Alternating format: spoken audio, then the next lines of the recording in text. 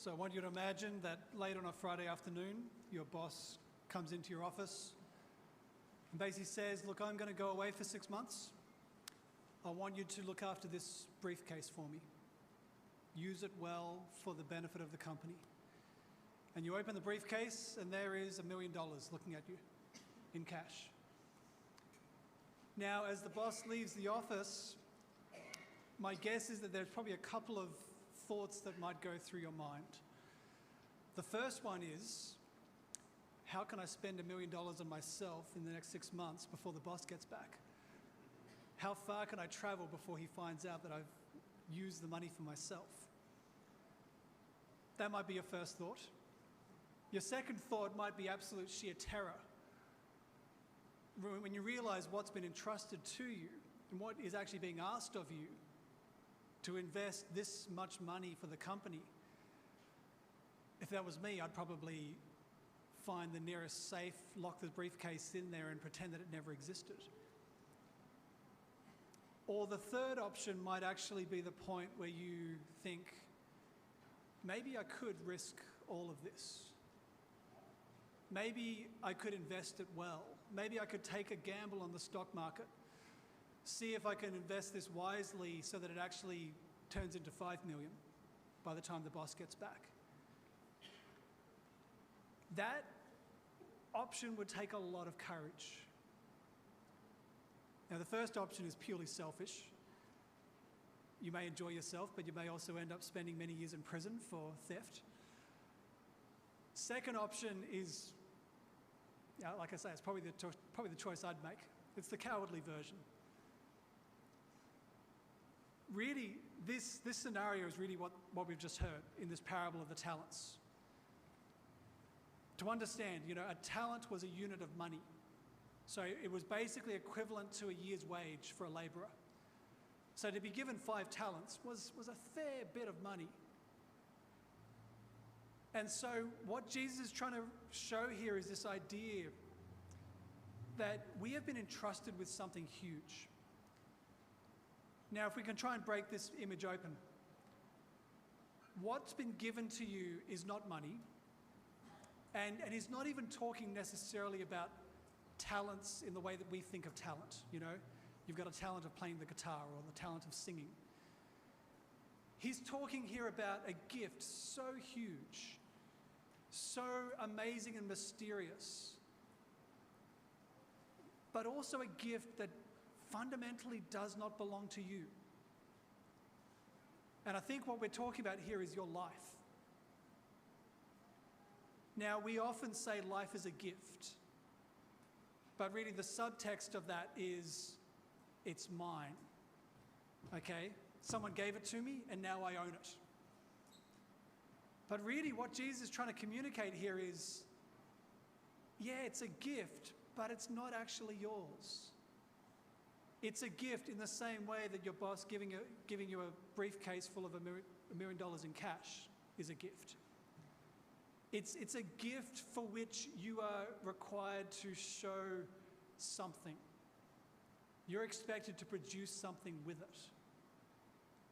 And so I think this is the first key thing. When you look at your life, do you look at it that way? Do you look at your life, when you wake up in the morning, you look at yourself in the mirror and you say, I don't belong to myself? My guess is that very few of you ever think that. Because the natural thing is, we start the day and we remember all of our dreams and all of our plans and all of our ambitions. And the common thing in all of that is that they're mine. It's my life. This is what I want to achieve. This is what I want to do. Jesus is trying to make us stop and look at this quite differently. Your life is not your own. And he's challenging us to look and say, what am I meant to do with this thing? Now, the challenge here, I think, really is to look at this idea of investment. Fundamentally, this parable is about investment. Now, I'm not particularly good at finance. I have no money to invest. But the basic idea of investment is that you lose temporarily for the sake of gaining in the long term. So if you have $10,000, you get rid of it. You give it to someone else. You invest it in shares or in a company. And for however many years, you lose the use of that money. It's as though it doesn't belong to you anymore. It doesn't exist. But you are basically investing trust in this company that it is going to build and grow. And so eventually one day that $10,000 is going to come back to you as $500,000. You're putting an enormous amount of trust in that investment. And so what Jesus is saying here is actually something very close to this whole idea of the resurrection. You've got one life. You don't quite know how long that life's going to go for. If you're lucky, 70 or 80 years. But the question is, how much do you believe in the power of the resurrection? Do you believe that this investment is guaranteed? Do you believe that enough to actually lose the benefit of your life, trusting that it's going to come back to you with interest? So basically, if we can try and break this open, it's this idea that, for the years you've got, you could spend it on yourself. You could say, look, I've got my life, I've got my youth, I've got my health. It's mine, I'm going to use it all for my benefit. Or I invest it for the sake of others. And in doing so, I lose it. That's an enormous act of faith in the resurrection. And it also, I think for most people, seems like an absolute act of madness. Because we live in a world which almost conditions us into how we're meant to live. If you are successful, if you're intelligent, if you've got a big job, there is this social expectation that you then have to live a big life. If you're earning 6 figures salary, there's almost this pressure that you should have the big house and the fancy car and the European holidays. If you don't, people will think that you're weird. Okay? Because you're meant to be enjoying your life. Spend it all on yourself. But what would happen if you were just as successful, but you decided to invest all of it back into other people? If you didn't spend any of it on yourself, beyond your basic needs. I heard a story some years ago. A man who was extremely successful in business. He was a finance broker. He was earning a lot of money. Okay? But at the same time, he had a very strong faith. And he was sort of caught between these two worlds. The world of finance, where people were just throwing money around, shoveling it onto their own elaborate expenses for themselves. But at the same time, he was reading the scriptures and seeing the world through the gospel. And he's finding himself in these two different worlds, trying to reconcile them. And in prayer, he felt God saying, there's no contradiction between the two. There's no reason why a successful person has to be selfish. They can spend all of that to build the world and invest in other people. And so basically what this man did, he's earning close to $1 million a year. He started to realize that there was all these apartment blocks where people were trapped in the poverty cycle. They were paying exorbitant rent for buildings which were falling apart. And he saw the injustice of this. And so what he did was he moved into one of these apartments. And he gradually got to know the people in the apartment block. And without them actually knowing, he bought the apartment block.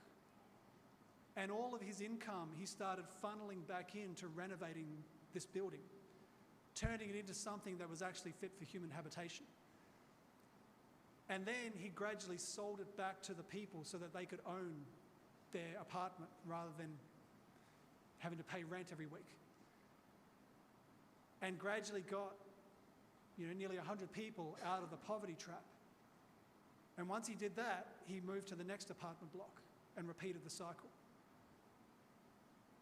And the person who told me this story had met this man and had seen what he was doing, but he never actually revealed the job that he had. He kind of kept it really secret, the fact that he was earning nearly $1 million a year and yet living almost in poverty himself, trying to help others in poverty.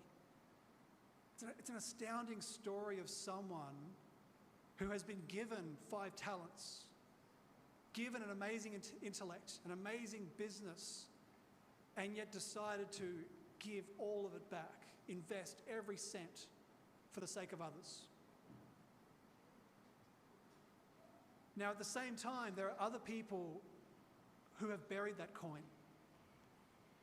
There are people who have probably buried that coin for so long, they've even forgotten they ever had it. And this is a real danger in our world where there's so many people who have just kind of checked out of the game. God is calling them to courage. God is calling them to actually do something big and bold, and we've settled for mediocrity. If I can tell a personal story here. Back when I was 18 years old, I was just going through the beginnings of a conversion, rediscovering my faith. And one day I went to the local parish to go to confession. This old Dominican priest, Father Francis Xavier Brown. And I was telling him about the things that I thought were the problem in my life, listing off a number of different areas of sin, looking for some words of wisdom to help me through. And at the end of it, he didn't pay any attention at all to what I'd said. What he said absolutely shocked me, because he looked at me and he said, "Have you got brains?" I said, "What?" He said, "Brains. Don't give me any of this false humility stuff. Did God give you an intellect?" I said, "Yes." "Then use them." That was the end of the conversation. And I walked out of there so confused, but also convinced that this was God speaking through this priest. This conviction of God saying, you've buried that coin and you don't even know that it's there anymore. Dig it up and use it. And don't use it for yourself. Use it for the sake of others. God is calling us to courage. He's calling us to boldness. Yes, sadly, there's often an idea that the only way we can serve God is by leaving the world and spending all our time around church. Whereas what Jesus is saying is quite the opposite. He's saying, get into the game, get out there into the world, use your talents, use your intellect, use it for the sake of others. And don't be a coward. Don't hide it. If you go right to the end of the Bible, in the book of Revelation, chapter 21, it talks about the new heaven and new earth, this glorious moment after the final judgment. But then it also says about those who are then condemned to hell. When you go home, go and read this passage. Because it lists off all the usual suspects, the murderers, the fornicators, the idolaters. But the interesting thing is that the number one on that list of those who are condemned is the cowards. It's not necessarily who you think would be there. And I always think of that link to this parable, because I think this is where God is really challenging us. He's saying, look at what you've been given. Look at the beauty of it, the mystery of it. Have the courage to do something big and bold with it. And have the courage to do something for others. Instead of spending your life on yourself, invest it for others. And be prepared to gamble everything on the resurrection.